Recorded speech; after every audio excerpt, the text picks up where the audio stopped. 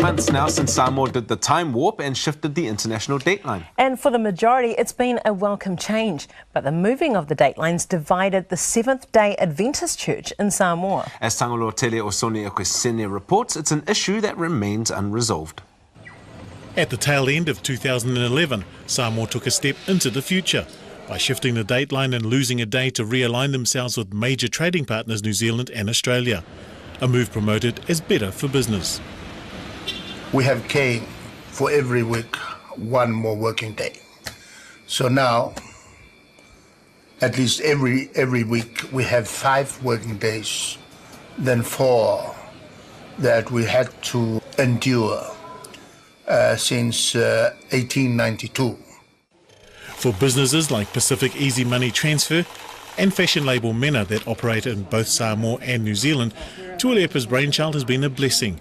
8 months on from the shifting of the international dateline, Mena businesswoman Jackie Loheni believes it's working out well.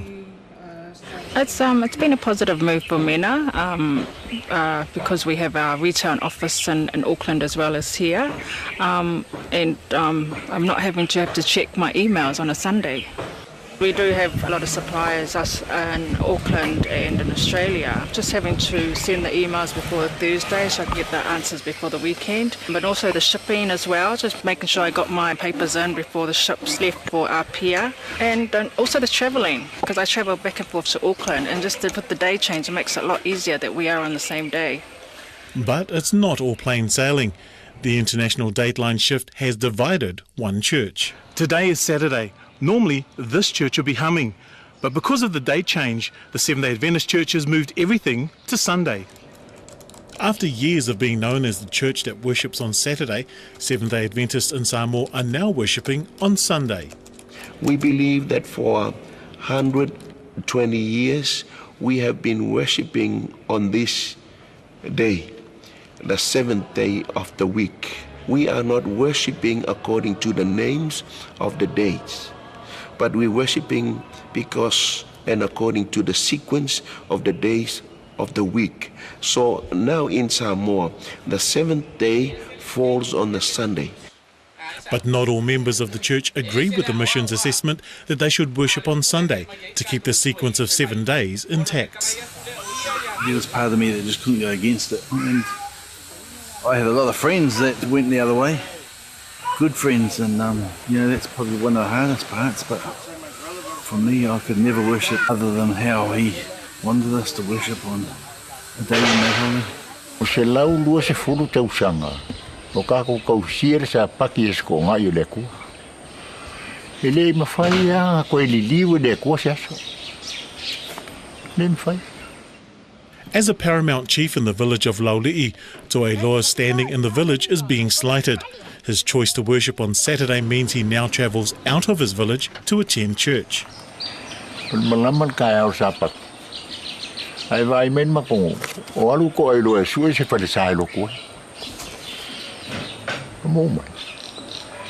O le me ele fengo fie, ele tau fie ata.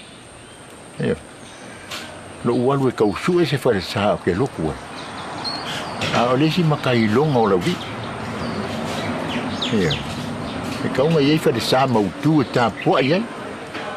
No longer able to meet in the SDA churches they're familiar with, makeshift shelter, even in the rain, is a price they're happy to pay for the stand they've made. You know, we might be doing it tough in the rain, but we're enjoying God, and we've got no debt to pull us down as well. Meanwhile, on Sunday morning, the Seventh-day Adventist mission springs to life as worshippers arrive for services. Across Apia and Mangiangi, Pastor Willie Soloff is preaching to the converted. This congregation clearly behind the mission's decision to worship on Sunday. We're called Seventh-day Adventists for a reason. 7 days is we count from the first day to the 7th day. So when we missed that Friday that the government changed, we didn't count that as the 6th day, but we count Saturday as the 6th day, and then 7th, the Sunday, which is the 7th. And that's how we go to church on Sunday now. They are not confusing. I think that's the reason, because our pastor, he keeps on encouraging and reminding us that we are in the same Sabbath. I think that's the reason that no one is in confused or wants to get out of the Sabbath. Satan has done his very worst. The church still preaches the same biblical message, even though they're doing it on what's now called Sunday in Samoa. E lea ia se suinga o le whiau iaso umawai, ma le whiau o loo fita I tungai ia lau whaingarenga pa ia le atua ia ma le ekalesia e fola le temine o le whiau atas. Much has been lost because our ministers and people have concluded that we have all the truth essential for us as a people. But such a conclusion is erroneous and in harmony with the deceptions of Satan, for truth will constantly be unfolding. 8 months after the dateline shift, the Seventh-day Adventist Church in Samoa remains split. As friends and family stand on both sides of the divide, more groups have decided not to worship on Sunday. Those who observe the Sabbath of the Bible are united in their views of the Bible truth, but those who oppose the Sabbath among the Advent people are disunited and strangely divided. One comes forward in opposition to the Sabbath and declares it to be thus and so, and at the conclusion calls it settled. But as these efforts do not put the question to rest, and the Sabbath cause progresses, and the children of the Lord still embrace it, another comes forward to overthrow it. But in presenting his views to get around the Sabbath, he entirely tears down the arguments of him who made the first efforts against the truth, and presents a theory as opposite to his as to ours. So with the third and fourth, but none of them will have it as it stands in the Word of God. The seventh day is the Sabbath of the Lord thy God. At the end of the day, they have to make their own choice according to the leading of God. But the church still trying all its endeavors and efforts just to maintain its membership within the church. I think that God is working in everyone's heart, like if actually worshipping on Sunday is wrong, then he'll be speaking to those people's hearts that are on there. But both sides agree that this can't go on and a solution will need to be found. If we are wrong, please Lord show us. But if they are wrong, please Lord show them. But we want a unity in Samoa, not like this as we are now. Now, isn't that interesting? When I first heard about this and now watching that video, I was like, whoa, this is quite a serious situation. Now, for those who didn't get it, you have this church in Samoa. Now, before 2011, Samoa, the country, it fitted in the American side of the international date line. But then in 2011, they changed it to fit more in line with Australia so they can do business better and stuff like that. And so they shifted towards the other side of the date line. But then this shift affected the days of the week, understandably. So what was once the Saturday is now the Sunday. And this poses a real dilemma for the Adventists, as you can see. Because you've got the Seventh-day Adventists who kept that Saturday, the Sabbath, and they want to keep to that day because they believe that it's the same seventh day, weekday, the continuous cycle that God rested. So even though they've changed the day to what they call Sunday, for them it's still Saturday, even though it's Sunday. And then you've got the other group who don't want to worship on the Sunday because they see it as the mark of the beast. So then they have shifted their days sort of back. They're more worshipping on the Friday, really, to not be in harmony with the other church, like the Catholics and so on. So they are worshipping what is Saturday today, but was originally Friday, if you get what I mean. So you've got this whole confusion. So stepping back, ask yourself, who do you think is right in the situation? Who is doing the right thing, like within the group, those two groups? Personally, I think those who are worshipping now on the Sunday, they're doing the right thing. If they are following the cycle, if that truly is the 7-day cycle that God gave to us at the beginning in creation. So even though the days have shifted, by them keeping the Sunday now, even though they call it Sunday, they are doing the right thing because they're sticking to what they had always done. They're still keeping that cycle, even though they say it's changed. Do you get what I mean? But then, now that they are worshipping on that Sunday, like on that 7-day cycle, how does the loud cry message work for them? Because they're calling Sunday the mark of the beast. All the other churches are still worshipping on the Sunday, How does that fit in? Where are they going to be? What can you say to those churches who are worshipping on the same day as you? Do you get what I mean? So it's just all confusion, And it led me to do some research, looking into the calendars, the Gregorian calendars and stuff like that. So what I'm going to do is present to you certain facts, and it's quite alarming, and you make up your own decision. I'm still studying and research, but I think this is so serious that everyone needs to be aware of this. Because as Adventists, we have been led to believe, I have been led to believe, that the calendar that we are keeping, the Gregorian calendar, is the same 7-day weekly cycle that God gave us in creation, and it hasn't been broken. It's just been that constant 7-day cycle. But then, as I've researched it and looked into history, it's not the case, and you're going to also see the same thing. Now, as Adventists, when the Gregorian calendar was established, we know that there were about 10 days that were removed, but it didn't affect the days of the week. And you can see that here, we're all familiar with that. So that's the only change that we know within the Gregorian calendar, that they removed 10 days, but the cycle still continues. It doesn't change the day of the week, and that's fine. However, we need to remember that the Gregorian calendar was not established during the times of Christ. That came around 1582. So what calendar were they using back then? Is it the same 7-day weekly cycle? No, it's not actually. I'm going to read you some history regarding the calendars. This is found in Wikipedia, but you can find this anywhere. This is a fact. And it tells us that ancient Etruscans, this was another pagan group, they developed an 8-day market week known as the Nundinum around the 8th or 7th century. Sorry, I know I'm butchering the names. Nundinum. Sorry, I don't know. But around the 8th or the 7th century BC. This was passed on to the Romans no later than the 6th century BC. So the Romans actually kept an 8-day week. Interesting. It continues. As Rome expanded, it encountered the 7-day week and for a time attempted to include both. The popularity of the 7th-day rhythm won and the 8th day of the week disappeared. So we see that it's quite difficult to trace this 7-day cycle, especially with Rome.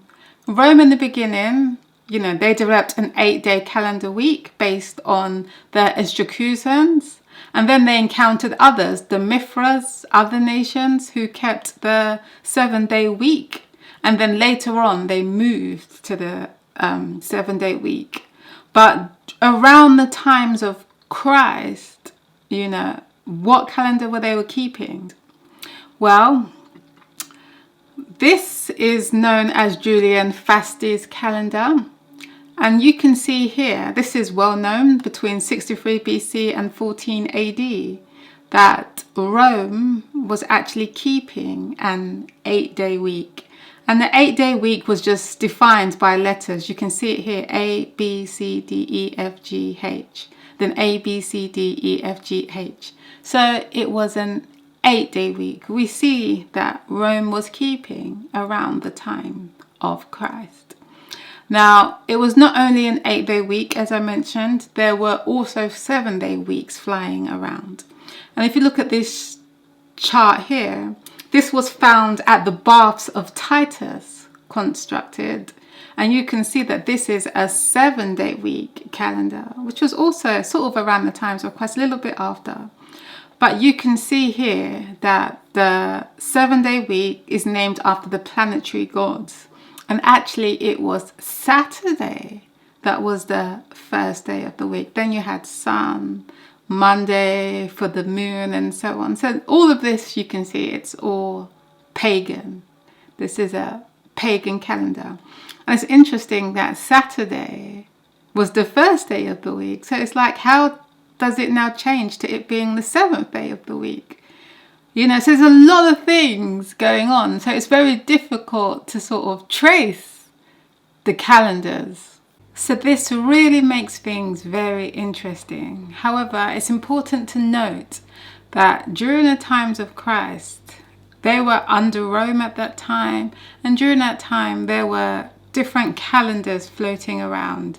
You had the 8-day week calendar, and you had this other 7-day week calendar where Saturday, Saturn, was the first day of the week. It was under the pagan gods that they worshipped, the planetary gods, because a lot of the pagan cultures were deep into astrology and the planets and stuff like that during those times. So Christ being in the midst of that, would he have used any of those calendars? Would that, or the Jews, the Israelites, were they using those calendars? No. History tells us for a fact that the Jews, they used the lunar calendar. I knew that our Bible, this one, was written on the lunar calendar. Our calendar, the Western civilization calendar, is the Gregorian calendar from Pope Gregory of Rome. That means it's pagan in origin. It's not God's calendar. Our calendar and the calendar of this book do not match. Sun God is for Sunday. Moon God is for Monday. That's a sermon for another time. Believe me, much of what Christianity salutes is pagan to its roots. Number 2, which day is the Sabbath? And does it matter? The Bible says, Exodus 20, I heard many of you knew the answer to that. Say it with me. The 7th day is the Sabbath of the Lord your God. Now, how many days in a month? About 30. Do you know why? Because much of the world, all these civilizations, they had a month with about 27 to 30 days, because that's how long it takes for the moon to go through a complete cycle from full moon back to full moon. That's where you get the word month. So isn't that interesting? A month, that word actually comes from the moon. In ancient times, it was the moon that was designed to orchestrate and govern our monthly cycle, our weekly cycle, and so on. But that's all changed now under Rome. And what I find more alarming, this is very alarming to me, is that when you go back to the dates of the crucifixion, you can check this out yourself. Bear in mind, we know that the Jews were using a lunar calendar, and their year started around March or April according to the barley harvest. And if you go back to that date, 31 AD, when Christ died, around that time, you can actually trace when the moon, the first crescent of the moon, the new moon, because the moon follows a continuous cycle, 28.5 days or so.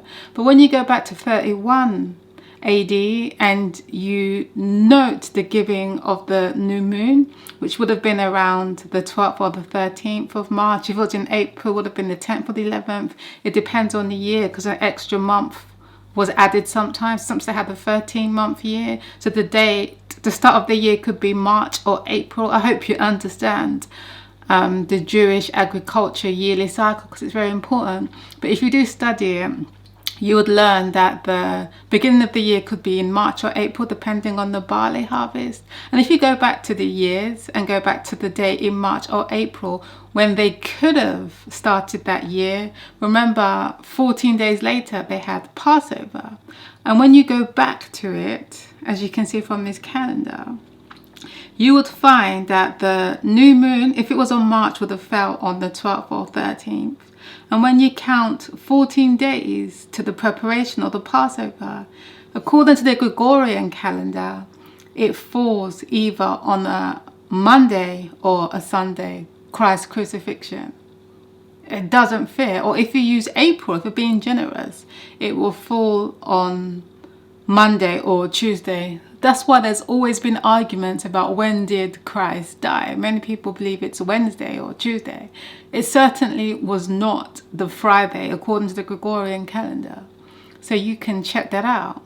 So if Christ didn't die according to the Gregorian calendar, he didn't die on a Friday, that means the Sabbath is not on the Saturday.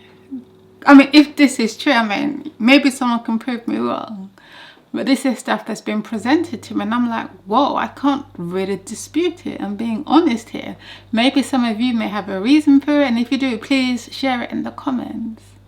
But these things are quite alarming to me, and I can't reconcile them, you know. So check this out. Do your own research and share. Don't just go by emotions, or you're just going by what you think or what you've been told. I want the evidence. Like, how can we show this to these people using the Bible? You know, and what makes it even worse now is that many Catholics are coming out and are saying that Seventh-day Adventists are not keeping the true Sabbath. Listen to this here. Well, what we have to remember is, first of all, what Jesus said. He said, don't forget that man was not made for the Sabbath was made for man. And the Lord himself, we're told, is the Lord of the Sabbath, so he had the authority in areas as far as how we would observe that commandment.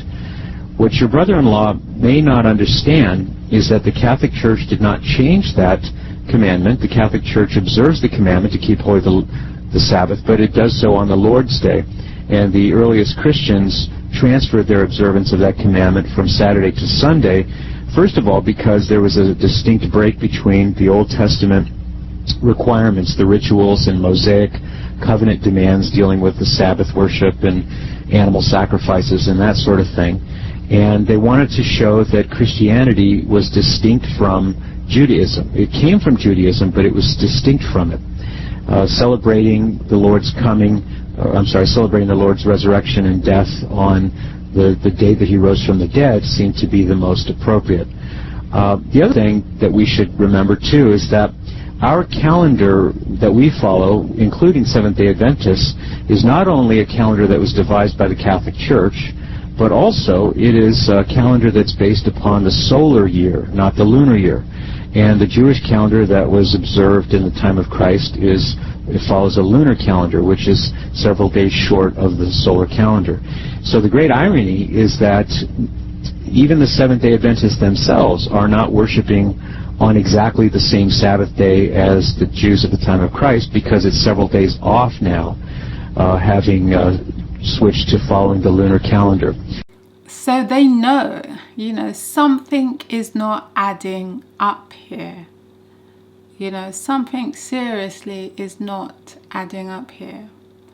Now, I know some used to say that, you know, if you look at the word Saturday, it comes from Sabbath. And if you go to other countries, you know, you see Sabbath under Saturday, the seventh day. So it's still the same 7-day weekly cycle. But I want you to listen to an excerpt from this podcast here, because history is telling us something different. It's explaining to us how this happens. Simply stated, this means that Sunday cannot be the day on which Christ arose from the dead, because Sunday did not exist in the Julian calendar of Christ's day. Nor can Saturday be the biblical seventh-day Sabbath, because, get this, the pagan planetary week originally began on Saturday. What? Saturday was the first day of the week? Yep. Well, what was the last day of the week then? Friday. Seriously? Really? Yes. In fact, there are Julian calendars that show this configuration of the days. The Baths of Titus were public baths built in Rome in 81 CE. Displayed on a wall there was what is called a stick calendar. It's really fascinating. When you have time, you should Google it. Just type in Baths of Titus stick calendar. All right, I will do that. But for now, can you just give us a brief description of it? Yeah, of course. Well, in the middle, there's a circle displaying the 12 signs of the zodiac. A little metal peg was moved from sign to sign to show which month it was. On either side of the zodiacal signs were columns of numbers, 1 through to 15 on the left, 16 through to 30 on the right. Again, a movable peg kept track of the dates of the month. That sounds quite ingenious, to be honest. Well, what's really interesting, though, are how they kept track of which day of the week it was. Across the top were drawings of the 7 planetary gods. The very first god listed was Saturn. He was the god of the first day of the week, Saturn's Day. As the god of agriculture, he can be seen in this preeminent position of importance, holding his symbol, a sickle. Next is a picture of the sun god, since he was the god of the second day of the week. He's got rays of light extending from his head. Sunday, our first day of the week, their second day. Absolutely amazing. The third day of the week had a drawing depicting the moon goddess Luna. You can see her clearly wearing her diadem of a crescent moon. Which, of course, equates to today's second day of the week, Monday or Moon's Day. And it continues on through the various planetary gods for the rest of the week. There's Dies Martis, day of Mars, on our Tuesday. Dies Mercurii, day of Mercury, which is our Wednesday. Dies Jovis, day of Jupiter, Thursday. And the very last day has a drawing showing the goddess Venus for Dies Veneris. This equates to our modern Friday, but on the stick calendar, in the position of the 7th, not 6th day of the week. I'm really going to have to look this up, Dave. Well, yes, I hope you do. It is very revealing. One thing I want to talk about is these names for the days of the week. We still see the influence of the pagan astrological day names in the names of the days of the week of our Gregorian calendar. Latin-based languages, such as Spanish, retain astrological names for Monday through to Friday, with the Christian influence being seen in their words for Sunday, Domingo or Lord's Day, and Saturday, Sabado or Sabbath. There's a number of languages around the world that use some form of Sabbath for referring to Saturday's Day or modern seventh day of the week. How do you explain this? Yes, you're right, and some people try to use that as a reason to insist that our modern week has come down uninterrupted from creation. Here is what they don't understand. When missionaries took Christianity around the world, they took with them the Julian calendar first. More recently, they've taken the Gregorian calendar. The fact that the modern Saturday is frequently called Sabbath and Sunday is referred to as the Lord's Day can be traced back to Pope Sylvester I. And how's that? Well, according to Rabanus Marius, the Archbishop of Mainz in Germany, in the 8th century, Pope Sylvester I attempted to rename the days of the planetary week to correspond with the names of the biblical week. The pagan week is named after the pagan planetary gods, but days of the week, as easily seen in Scripture, are simply numbered: first day, second day, third day, etc. Well, Sylvester wanted to do that for the Julian week too. Can you imagine how much more confusing and deceptive that would have been if he'd been able to succeed with that? Wow. I think Yah prevented him from doing that. A 7th century scholar, Bede the Venerable, also reported the Pope's attempts to change the pagan names of the days of the week to biblical names. If you could just read this quote here from De Temporibus, this is Bede talking.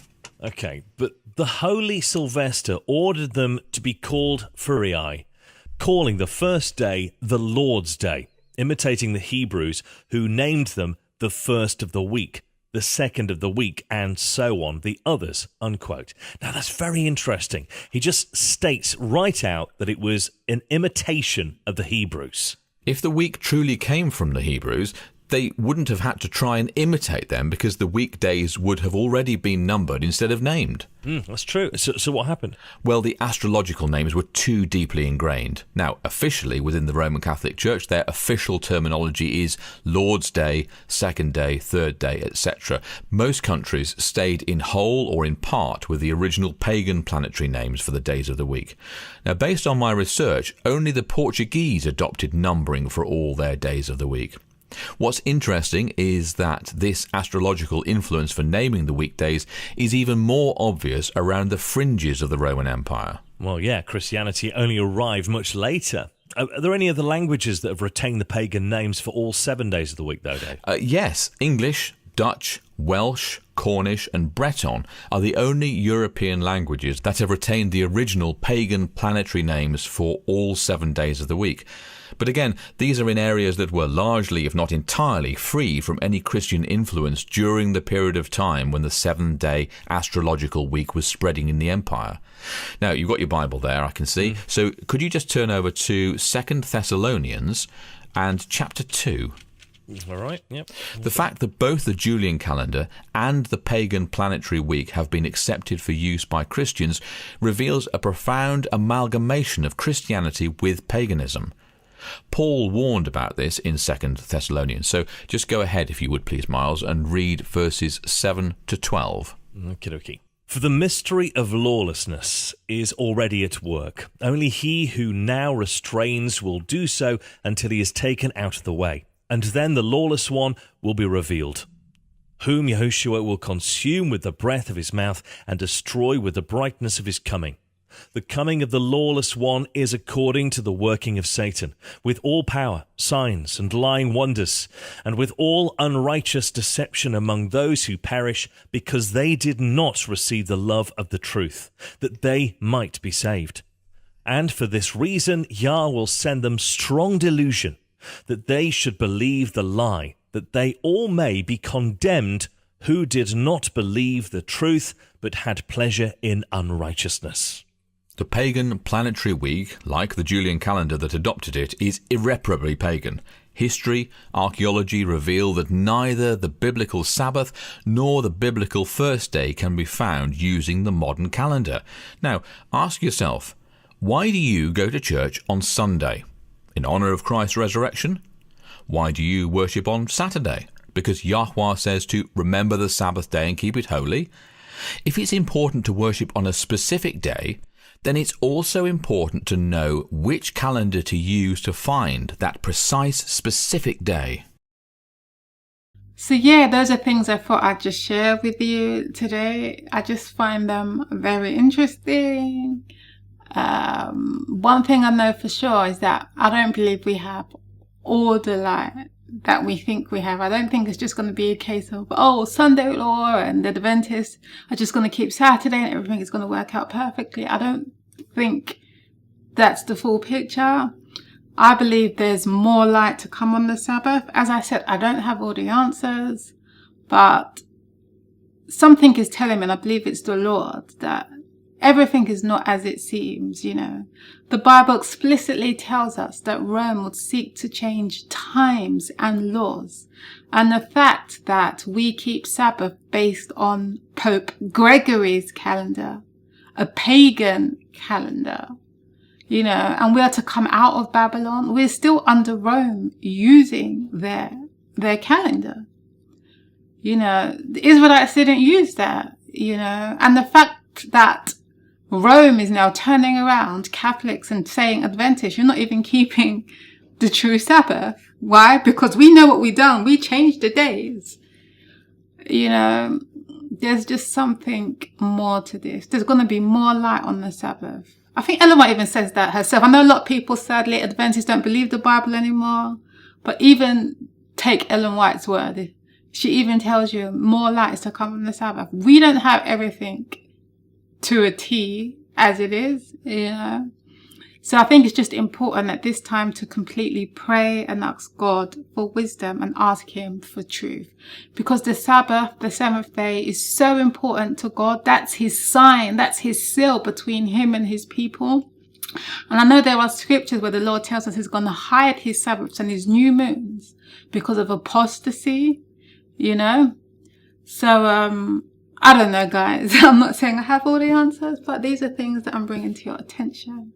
And yeah, if you've got anything else to share on the subject, please do in the comments below. And God willing, you'll see or hear from me in the next video. Take care and